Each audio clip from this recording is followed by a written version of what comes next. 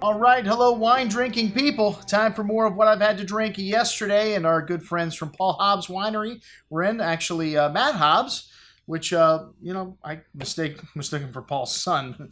Paul actually has 10 brothers and sisters. This is the youngest of the clan. And, Matt looks very close to Paul. And, anyways. But it's good to see he's taking care of the family. And Matt's 17 years younger than Paul. And I think it's been over 17 years since we first started doing business with Paul. I was at Cafe Max, and maybe right about it. And I remember picking up the phone to dial for Healdsburg information and said, Paul Hobbs Winery, and they gave me the number. I called it, and Paul answered the phone. I guarantee you Paul's not answering the phone at Paul's Winery anymore. He is jet setting down to Argentina, and he was working in Hungary. He's worked in several different countries, and Paul is always looking to fine-tune his winemaking skills, and his Paul Hobbs label, a huge success, and the Cross Barn, his second label, such a huge success, they had to get another winery facility to make the wines. All right, well, the Cross Barn used to be the leftovers from Paul Hobbs, but today it is a standalone brand, different vineyard sources.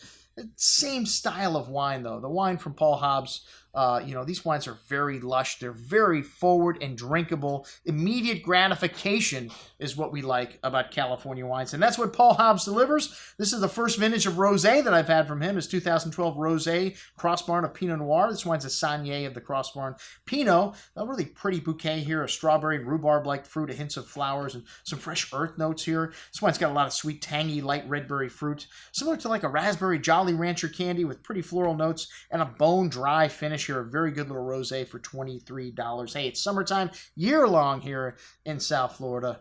We probably should drink more rosé. We drink it in the daytime.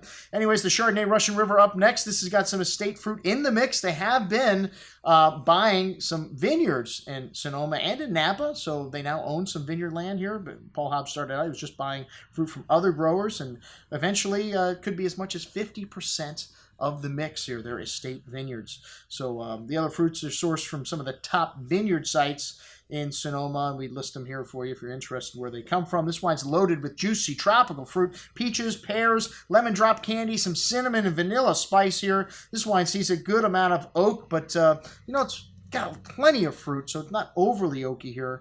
Lovely balance here in this wine. Lovely richness on the tongue with layers of that toasty oak spice, vanilla bean, and cinnamon showing through on the finish, as well as lovely fresh acidity, keeping this wine balanced. An excellent Chardonnay at $57. The Paul Hobbs Cross Barn Pinot up next. They're up to about 50,000 cases with both brands. The Paul Hobbs label makes up about 18 to 25,000 cases of that, so roughly half. And this wine's completely different vineyards, as I mentioned before, from Paul Hobbs today. And they have a separate winery since 2008. Really rich bouquet here. Dark cherry, dark raspberry, coulis-like fruit on the nose with pretty floral notes, some exotic spices. This brand's been around since 2000. As I mentioned, it used to be the leftovers for Paul Hobbs. And a really rich and jammy fruit on the tongue, cherry pie-like with a smooth, velvety tannins, a nice hand of exotic spices and floral notes. A very good Pinot Noir from Sonoma Coast Appellation, 35 and a quarter. And then the Paul Hobbs Russian River Pinot.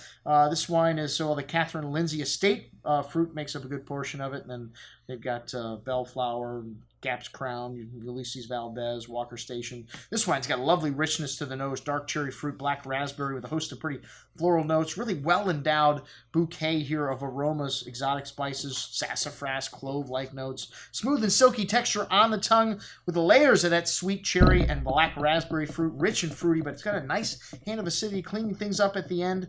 And a lovely nuance and spice from the nose showing through on the finish. Then the 2011 vintage Paul Hobbs Napa Cab. This wine's got a little Petit Verdot, Malbec, and Cabernet Franc in it. And this vintage has a good amount of the single vineyard juice in it because it was a difficult vintage. So they didn't make as much single vineyard wine, but in a vintage that's difficult for a winery like Paul Hobbs, you can get, an even better product because, like I said, they use superior fruit in this wine. This wine's got a lovely bouquet here, a classic cedar, cigar box spice, really lovely balanced currant, cassis berry fruit, fresh earth, dark cocoa, mineral notes, lovely complexity on the notes. 2011s tend to be a little more forward and drinkable, as this wine is very smooth and polished on the tongue, already with layers of that fresh earth, cocoa, sage, and black olive, tobacco spice to that currant and cherry fruit. A nice structure in this wine, but fairly forward and drinkable style. excellent juice, and the price has gone up on this wine now over $100 a bottle retail. All right, that's what I had to drink with our friends from Paul Hobbs Winery. I'm your host, Andrew Lampasoni, signing off for the Wine Watch, saying remember, always drink the good stuff first.